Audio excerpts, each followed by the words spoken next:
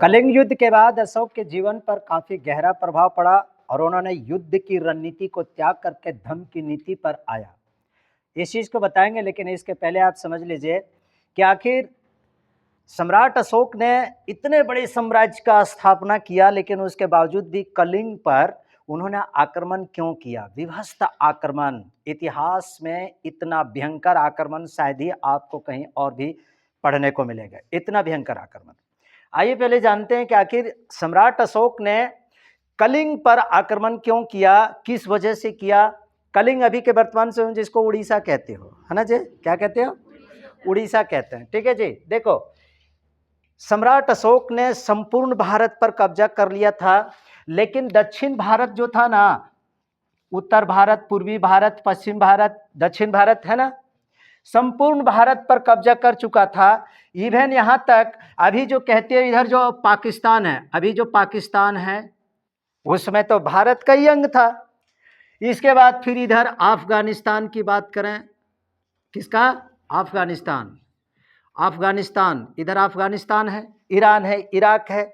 इतना बड़ा क्षेत्र पर ये पूरा इस प्रकार से जितना भी सारा क्षेत्र, इन संपूर्ण क्षेत्र पर सम्राट अशोक ने पूरी तरह से कब्जा जमा लिया था। लेकिन उसके बावजूद भी साम्राज्य विस्तार की भूख की, इसकी भूख मिटी नहीं थी और साम्राज्य का विस्तार करेंगे, साम्राज्य का विस्तार करेंगे। तमाम तरह के उत्तर भारत, पश्चिम भारत, पूर्वी भारत, इधर पाकिस्तान, अभी जो वर्तमान में अलग हो गया, अफगानिस्तान, ईरान, इराक, इधर तमाम क्षेत्रों में एकदम सम्राट अशोक ने अपने साम्राज्य का विस्तार किया। लेकिन किसी कारणवश क्या हुआ था ना, भारत का जो दक्षिण का जो क्षेत्र है, कौन, भारत का ये जो दक्षिण का जो क्षेत्र है, दक्षिण पर सम्राट अशोक का कब्जा अभी तक नहीं हो पाया था, बिल्कुल नहीं हो पाया था। और दक्षिण पर आक्रमण करने के लिए सबसे बड़ा जो रोड़ा था और सबसे ताकतवर यहाँ का जो शासक था उस समय कौन सा, कलिंग का शासक था। कलिंग सबसे बड़ा रोड़ा था उस वक्त। कलिंग का राजधानी आप तोसाली कह सकते हैं, तोसाली, कलिंग की राजधानी तोसाली, कलिंग की राजधानी तोसाली। उस वक्त इसको उत्कल भी कहा जाता था, किसको, उड़ीसा को क्या कहा जाता था, उत्कल भी। उत्कल कैसे याद करोगे, पंजाब, सिंध, गुजरात, मराठा, द्राविड़, उत्कल, बंगा, उत्कल, उत्कल, उड़ीसा को उत्कल भी कहा जाता था। इसकी राजधानी तोसाली थी। ये सबसे बड़ा रोड़ा था सम्राट अशोक के लिए। यहां से इधर इसको पार होने ही नहीं दे रहा था, क्योंकि जब तक ये यहां पर नहीं, इसको जब तक नहीं रहता तो दक्षिण के क्षेत्र में सम्राट अशोक का कब्जा होता ही नहीं। तो पहला कारण ये हो गया। दूसरा कारण इतिहास में ये भी बताता है कि सम्राट अशोक ने दक्षिण पर अर्थात कलिंग पर इसलिए भी आक्रमण किया था, कलिंग पर आक्रमण किया था क्योंकि वह सम्राट अशोक जो था वह हाथियों को बहुत भारी संख्या में अपनी सेना में शामिल करना चाहता था। और ऐसा कहा जाता है कि उड़ीसा में अर्थात उस वक्त के कलिंग में काफ़ी ज़्यादा संख्या में हाथी था, तो युद्ध करके वो हाथियों को लाना चाहता था। खैर ये अलग अलग तर्क है, लेकिन सबसे जो मजबूत तर्क जो है ना, वह सम्राट अशोक दक्षिण के क्षेत्र में शासन चलाना चाहता था। इसके लिए सबसे बड़ा ओड़ा जो था, सबसे बड़ा जो बैरियर जिसको कह सकते हैं, वह बैरियर जो था कौन था, उड़ीसा था। समझ गया, क्योंकि उड़ीसा का अर्थात कलिंग का जो शासक था पद्मानंद बा, उसका समुद्र के मार्ग पर, जल के मार्ग पर, स्थल के मार्ग पर, हर एक मार्ग पर इसी का कब्जा था। किसका, कलिंग का ही कब्जा था। तब वो आक्रमण करता तो कैसे करता भैया, दक्षिण भारत में आक्रमण करने के लिए, दक्षिण भारत में अपने साम्राज्य का विस्तार करने के लिए उड़ीसा के राजा को अर्थात कलिंग को जितना बेहद जरूरी था, अब क्या था, तो सम्राट अशोक ने अपनी सेना को आदेश दे दिया। पहले तो कलिंग के राजा को पहले एक संदेश भेजा कि तुम अपनी साम्राज्य को मौर्य साम्राज्य के अधीन शामिल कर लो। लेकिन कलिंग के राजा ने मौर्य साम्राज्य की अधीनता को स्वीकार नहीं किया। बस क्या था, सम्राट अशोक ने एकदम दे दिया, अपनी सेना को आदेश दे दिया और सेना पहुंचता है कहां पर, कलिंग में सेना पहुंचता है। पूरी तरह से मार काट धाड़ एक्शन से भरपूर एकदम पूरा युद्ध होता है। मैंने कहा ना, ऐसा युद्ध इतिहास में शायद ही उदाहरण आपको देखने को मिलेगा। लगभग 1 लाख लोग मारा गया था और कम से कम 1.5 लाख लोग घायल हुए थे। क्या औरत, स्त्री, पुरुष, बच्चे, महिला, सबको जो भी उसके सेना के सामने आया, अशोक के सेना के सामने आया, सबको काट डाला गया, सबको मार दिया गया एकदम पूरी तरीके से। छोटे छोटे बच्चे लोग, नन्हे नन्हे बच्चे लोग, गोद में खेल रहे बच्चे लोगों तक भी नहीं छोड़ा गया था। आप यहाँ जान करके आपको बड़ा आश्चर्य लगेगा कि खून की नदियां वहां पर बह गई थी। जब सम्राट अशोक सचमुच में उस युद्ध के क्षेत्र में जब गया देखने के लिए कि किस प्रकार से हमारे सेना ने विजय हासिल किया है, तो सम्राट अशोक जब उस क्षेत्र में जब गया ना, तो सम्राट अशोक जिस रथ पर जो सवार था ना, इतना ज्यादा खून और इतनी ज्यादा लाशें वहां पर एकदम पटा हुआ था कि उसका रथ का पहिया खून इतना जमा होता कि रथ का पहिया एकदम जाम हो जाता, तो रथ का पहिया नहीं घूमता था। सम्राट अशोक की इस दृश्य को देख करके एकदम उसका हृदय परिवर्तन हो जाता है कि ये मैंने क्या किया, किस काम का ये साम्राज्य जो इतने बेगुनाह लोगों को, इतने बेसहारा लोगों को हमने एकदम कत्ले आम कर दिया, कितने लाखों लोग विधवा बन गई एकदम। ऐसा कहा जाता है कि सम्राट अशोक जब कलिंग के क्षेत्र में जब गया था ना, आगे आगे सेना, देखते नहीं कि जब कोई बड़ा नेता, मुख्यमंत्री, प्रधानमंत्री जब किसी क्षेत्र में जाता है तो आगे आगे पुलिस रहती है ना, आगे आगे, हटो हटो रास्ता क्लियर करो, हटो हटो रास्ता क्लियर करो।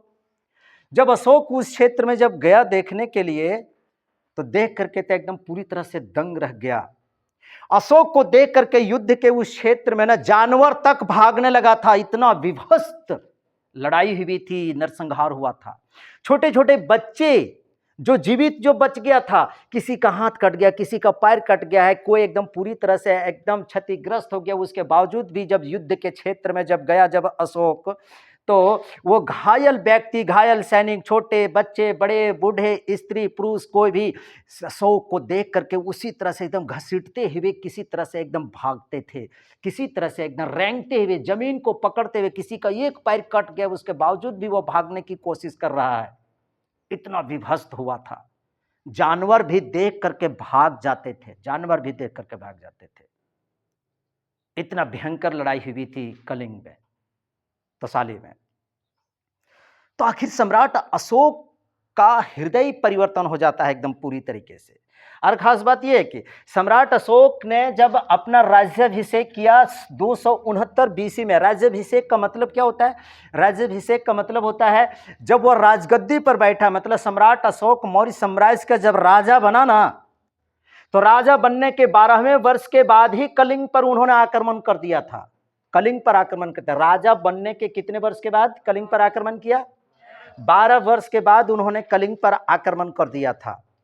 और इस आक्रमण को देख करके सम्राट अशोक का एकदम मन परिवर्तन हो जाता है, उसका हृदय परिवर्तन हो जाता है कि ये मैंने क्या किया, पूरी तरह से ये क्या राजकाज, क्या ये सिंहासन, इतने बेगुनाह लोगों को हमने जान ले लिया है, किस काम का ये आया। युद्ध के मैदान से अशोक, तो अशोक बड़ा एकदम शांत रहने लगा, पूरी तरह से शांत रहने लगा, टेंशन में रहने लगा, एकदम खूब टेंशन में रहने लगा।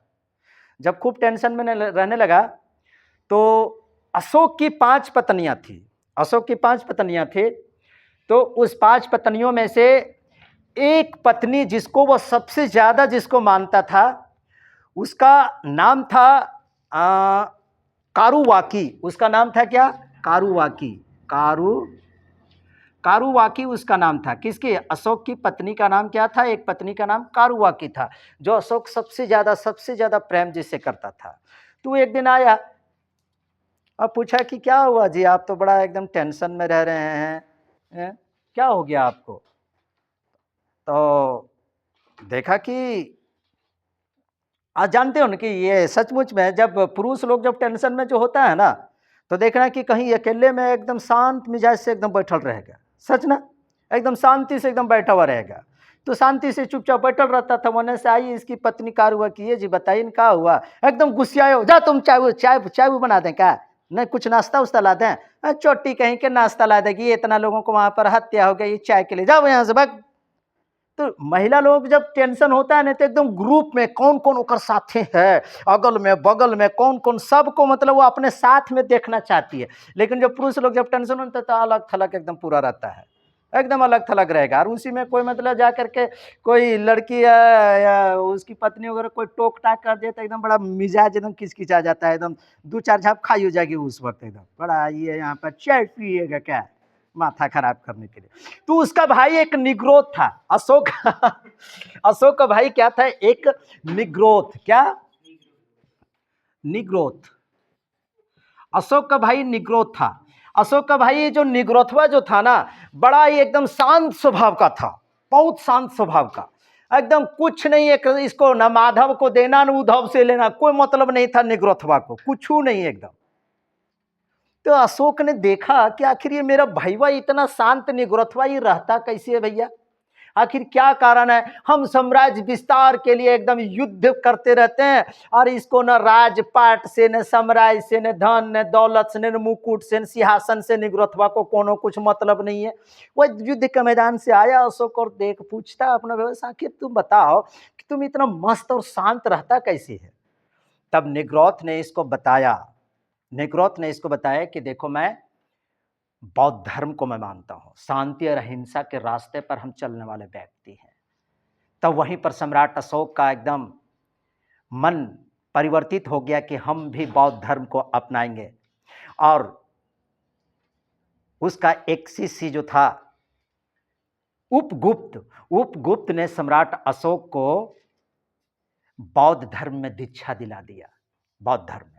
और इस प्रकार से सम्राट अशोक का एकदम पूरी तरह से हृदय परिवर्तन हो जाता है। तो इसलिए सम्राट अशोक सामरिक दृष्टि से, दक्षिण भारत में सम्राट अशोक सामरिक दृष्टि से कि दक्षिण में जितने भी सारे राज्य हैं उन सभी राज्यों को हम जीत लेंगे, इधर के जितने भी क्षेत्र हैं उन सभी क्षेत्रों को जीत लेंगे, और भारत के बाहर भी दक्षिण में जो भी सारे जो देश है उन सभी देश को भी हम अपने साम्राज्य के अंतर्गत मिला लेंगे। लेकिन सबसे बड़ा रोड़ा कौन होता था, कलिंग का राजा होता था। और इसीलिए ये क्या बोलते हैं उसको, अशोक ने कलिंग पर आक्रमण किया था, अर्थात तो उत्कल पर आक्रमण किया था, अर्थात तोसाली जो उसकी राजधानी थी उसके ऊपर आक्रमण किया। लेकिन आक्रमण करने के बाद उसका पूरी तरह से हृदय परिवर्तन हो जाता है और उन्होंने बौद्ध धर्म को स्वीकार कर लिया था। समझ में आई जी बात को।